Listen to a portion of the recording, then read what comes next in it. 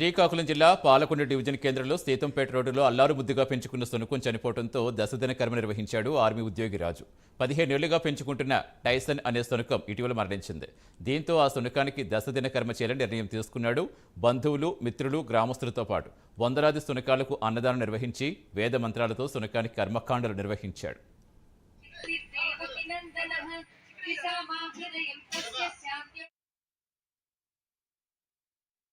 Retirement అయ్యాను sir. నేను 2010లో August 10లో retirement అయ్యాను సార్. వచ్చిన తర్వాత నేను డిఫెన్స్లో ఉన్నప్పుడు నా తల్లిదండ్రులు సేవ చేసుకోలేకపోయాను సార్. నా తల్లిదండ్రులు సేవ తీర్చాలి అనే ఉద్దేశం మీద సునకాన్ని తెచ్చుకున్నాం. అప్పటి నుంచి దాన్ని సేవ చేసుకుని ఈ మూగజీవులన్నింటికి నేను సేవ చేసుకుంటాను సార్. మాది పరశురాంపురం, పాలకొండ దగ్గర, పాలకొండ మండలం పరశురాంపురం సార్ మాది. ఆ తల్లి తీర్చుకోవడం కోసం నేను ఈరోజు ఒక 150 మందికి భోజనం పెట్టుకున్నాం సార్.